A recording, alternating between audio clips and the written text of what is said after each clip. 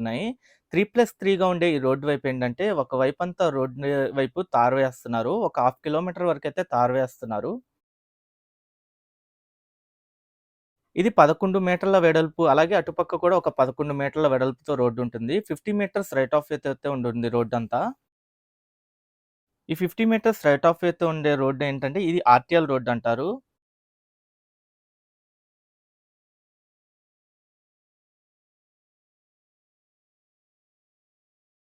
ఒక 6 మీటర్ల వరకు ఒకవైపంతా తారు వేస్తున్నారు. దాని తర్వాత ఇంకో 5 మీటర్లయితే ఉంది. ఇక టాప్ వ్యూలో చూడండి రోడ్డంతా ఎలా కనిపిస్తుందో. ఈ road E7, N8 road junction దగ్గర నుండి స్టార్ట్ అయ్యి, E7, N18 రోడ్ జంక్షన్‌తో అయితే ఎండ్ అవుతుంది.